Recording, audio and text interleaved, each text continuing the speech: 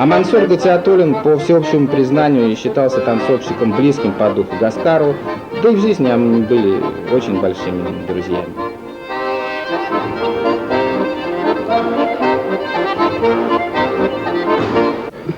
Только что закончился урок татарского танца в Казанском институте искусства и культуры, и педагог Мансур Гатиатуллин любезно согласился ответить на несколько вопросов. Мансур Ахметович, как в двух словах можно определить стиль Файзи Адгамовича Гаскарова? Основная черта у него не застаиваться вот на тех движениях, на лексике. Он всегда старался расширять это и шире показать, и усложнять, и обогащать лексику татарского танца, и женского, и мужского, ну, так же, как и башкирских танцев. Он же очень много двинул. И надо сказать, что вот он, это он именно вывел на всесоюзную сцену татарский ансамбль. В основном он зачинатель был этого дела. И он это я считаю, его большая заслуга.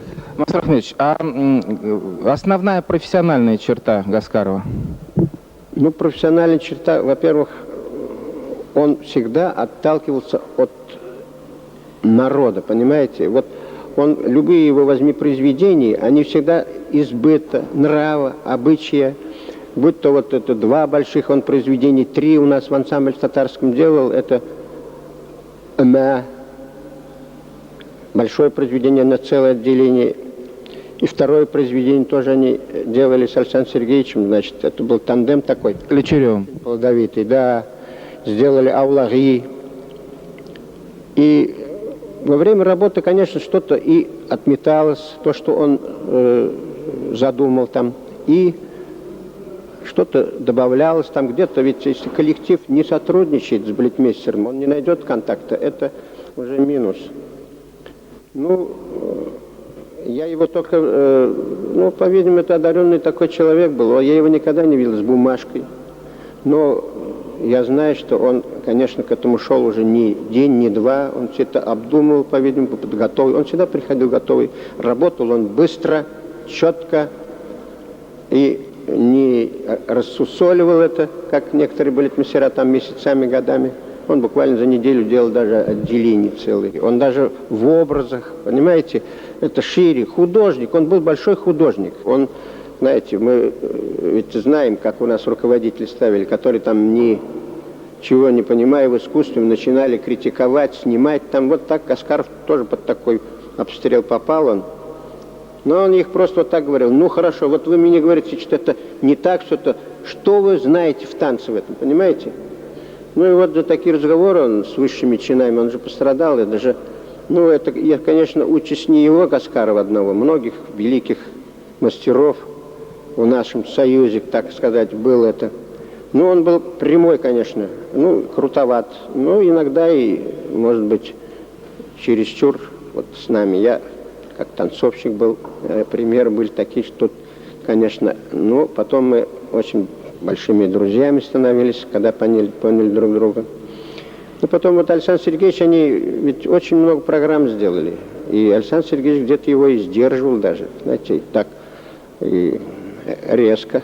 Он критиковал его даже прямо при коллективе, говорит, надо считаться с артистами.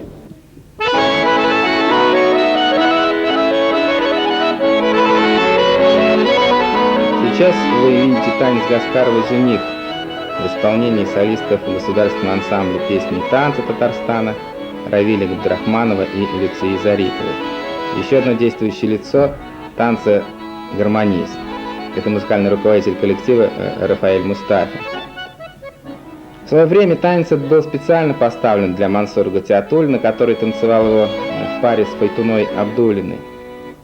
А повествуется в нем по рассказам самого Файзи Адгамовича о женихе-переростке, за которого по бедности никто из девушек замуж не торопился. И вот очередная попытка бедолаги. Вдруг на этот раз повезет. Необыкновенный талант Гаскарова позволял ему не только подмечать такие вот житейские особенки, но и наделять своих персонажей убедительной пластикой, жестом, мимикой. Конечно, здесь и от исполнителей много зависит, педагогов, которые работают с ними. Все это в нашем ансамбле есть. А Файзи Адгамович индивидуальность не просто умел подмечать, а еще и верно определить путь развития каждого артиста. Часто сочиняет танец именно на конкретный артистический индивидуум. И это одна из ярких особенностей творчества Гаскарова.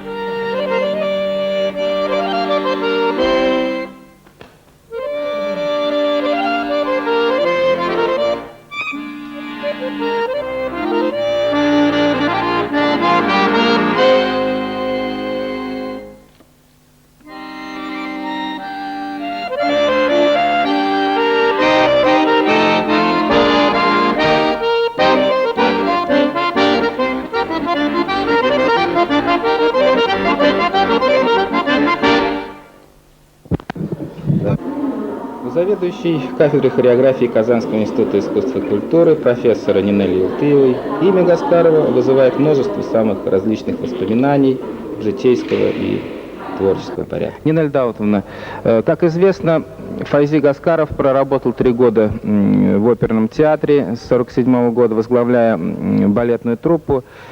Чем примечательна его работа на этом посту, на посту главного балетмейстера театра? Файзи Адгамович для меня это человек с большой буквы. Почему? Потому что он фактически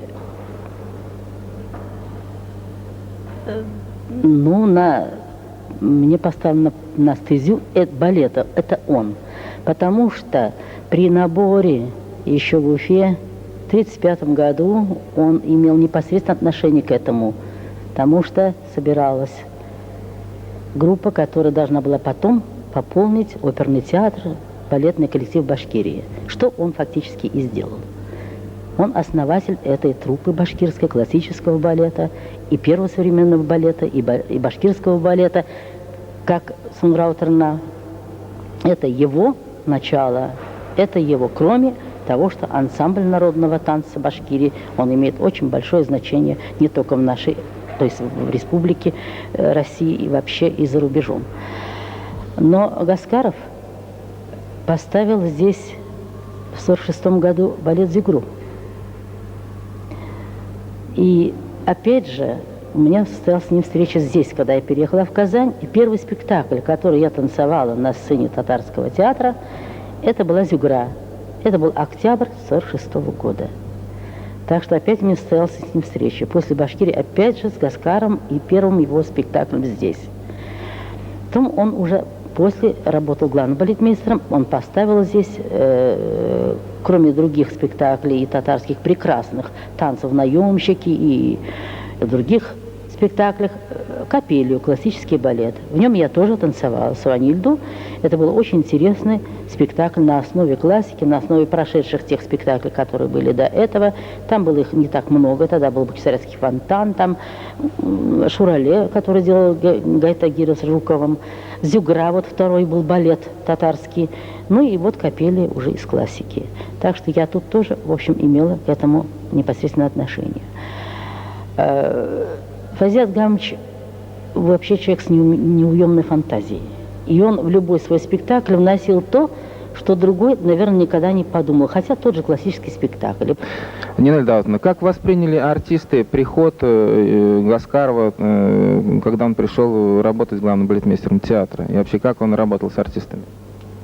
Ну, в общем, он человек очень, так, как вам сказать, сложный, в смысле того, что был, он очень творческий человек, и для этого, ну, тогда коллектив был, и труппа была маленькая, она была при театре, мы же работали совместно с академическим театром на одной сцене, на маленькой, и труппа была не очень большая, я бы не сказала, она очень сильно профессиональная, потому что людей тогда брали отовсюду, кто танцует, они приходили, и наиболее способные люди, в общем-то, и работали в театре.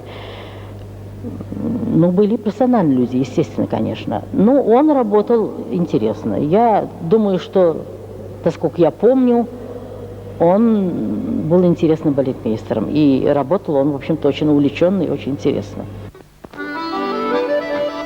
Татарский танец имеет свои оригинальные особенности и краски. Характер исполнения танца формировался в народной среде в течение многих поколений. И сегодня очень важно, чтобы танец одного народа не был похож на танец другого, чтобы не стирались краски и грани самобытности каждого.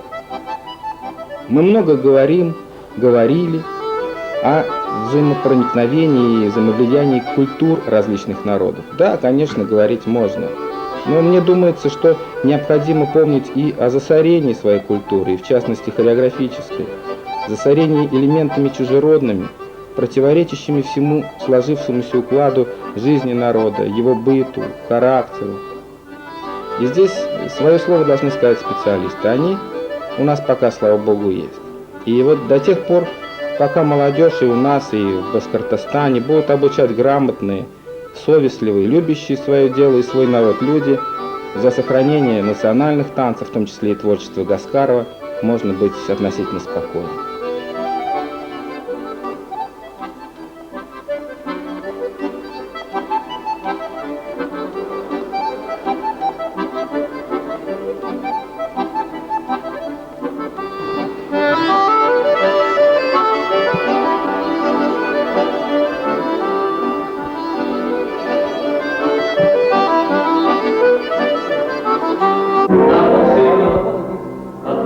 Мы на занятиях хореографической группы Государственного ансамбля песни и танца Республики Татарстан. Класс ведет Фердинанд Гемадий.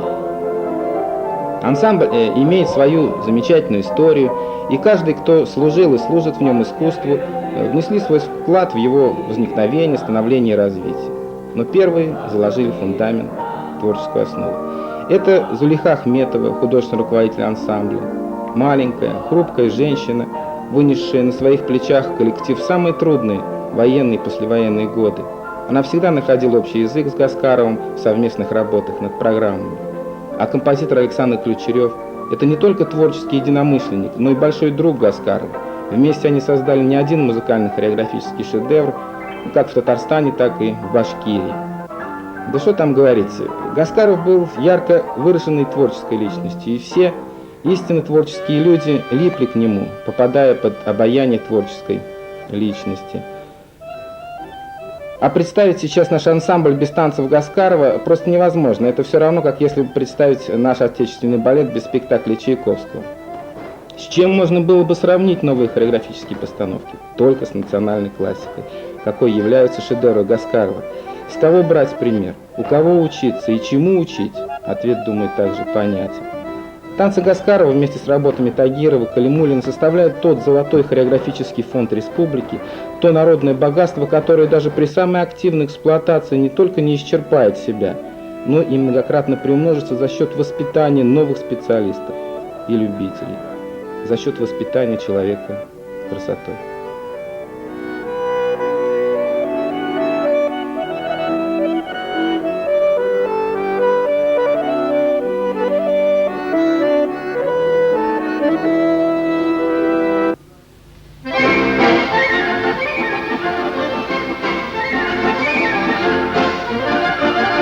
Вы сейчас видите один из самых известных, даже знаменитых танцев Файзи Гаскарова – «Шамабас» в исполнении артистов ансамбля песни и танцев Татарстана.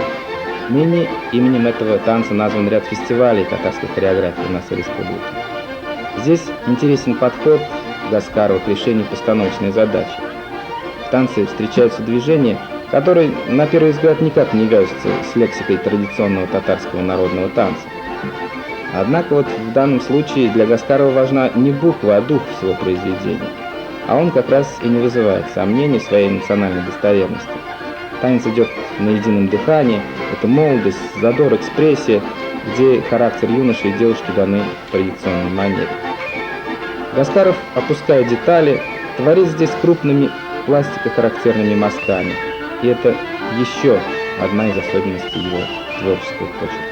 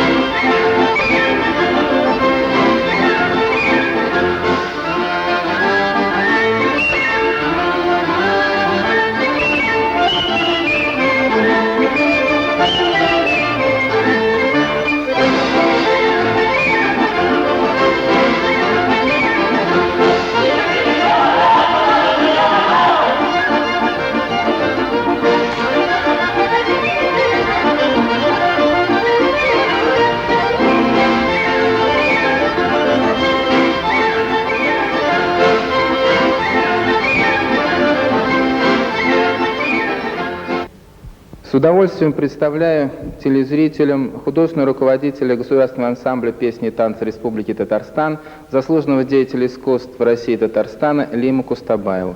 Лима Галеевна, что для вас и вашего ансамбля значит творчество Файзи Гаскарова?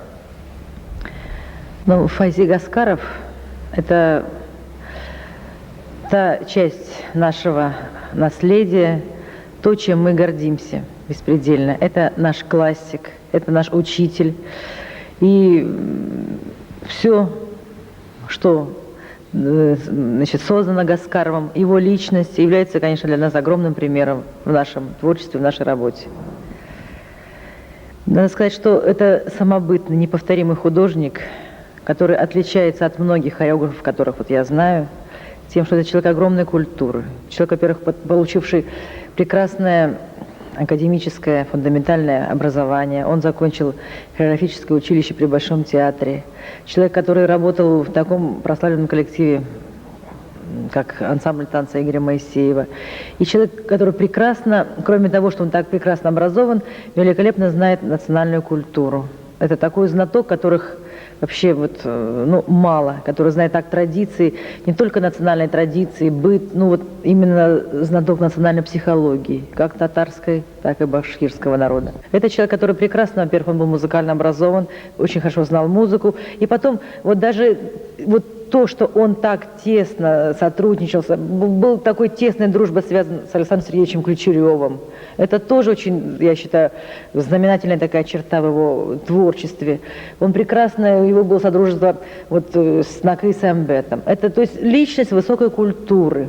Это не просто человек, который занят лексикой, там, сугубо хореографией. Это человек, ну, который всесторонне был развит. Я хочу сказать, вот все его, например, театрализованные композиции, сюжетные такие, вот с таким тонким юмором, их нельзя просто исполнять формально. И вот на этих вот номерах все, что мы сейчас создаем, каждый артист, который приходит в коллектив и работает в коллективе, он должен вот пожить вот в этих композициях, созданных Гаскаром, такие как «Жених», там, «Жизнякай», «На посиделках». Ну, любой номер, его нельзя исполнять формально. Давайте сразу.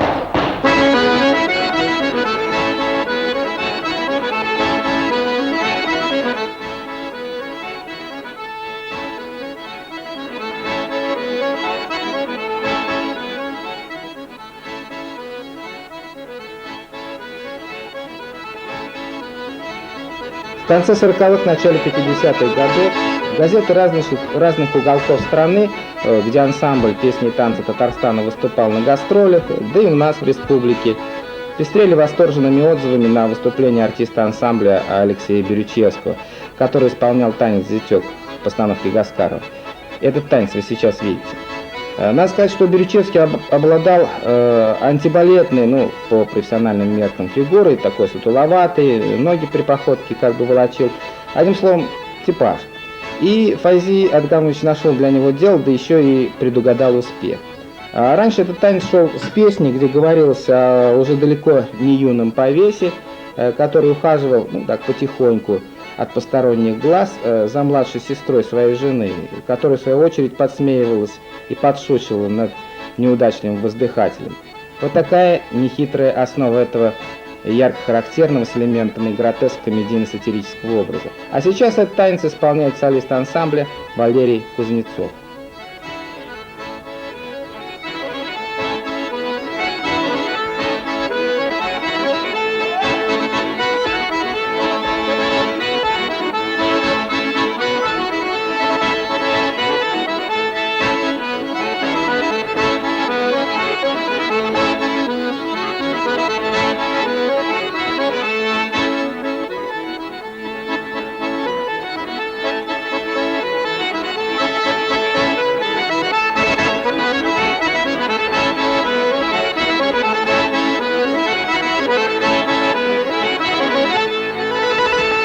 Мы находимся сейчас в гостях у Гульсум Багмановой. Это человек, артистка танцевального коллектива Государственного ансамбля песни и танца Татарстана, которая впервые вышла в первом концерте ансамбля 30 апреля 1938 года, вот в этом первом концерте. И, естественно, это человек, который знает очень много и о Гаскарове, и о танцовщиках того периода. И, естественно, первый вопрос о Файзи Адгамовиче. Гульсум Абдуловна, С какими идеями впервые пришел Гаскаров в ансамбль, когда он появился в ансамбле и какое впечатление произвел на вас? Он пришел в 1945 году. Он хорошее впечатление произвел, как пришел. Он такой сильный, такой шустрый был. Хорошо танцевал сам. Он нам показывал свои танцы. Башкирский показывал. И вот мы стали работать с ним. Очень дисциплинированный. Всегда вовремя приходил на занятия. Станок он вел у нас. Очень хороший был у нас станок. Все было. Вот мы год, наверное, проработали. Года нет, наверное, в 45-м году. Вот я не помню, куда. Мы в Горький ездили на это. На фестиваль был. Да. И мы там заняли первое место. Первое? Да, я уж сейчас не... Да, заняли первое место. Это вот, наверное, был период, один из самых плодотворных в жизни и деятельности Гаскарова. Да, Гаскаров. Вот тогда он какие танцы поставил? Он тогда очень много поставил. У ручья поставил, башкирский поставил. 6 девушек поставил. Потом колхозный, деревенский поставил, массовый. Жизнакай. Думаю, нет надобности перечислять все большие и малые хореографические произведения Файзи Гаскарова. Их много, и все они высоко талантливы. Так случилось, что Гаскаров стал национальным классиком сразу в 2 республиках. Это говорит о его диапазоне, незаурядности, жизненной энергии и, наконец, творческой мощи.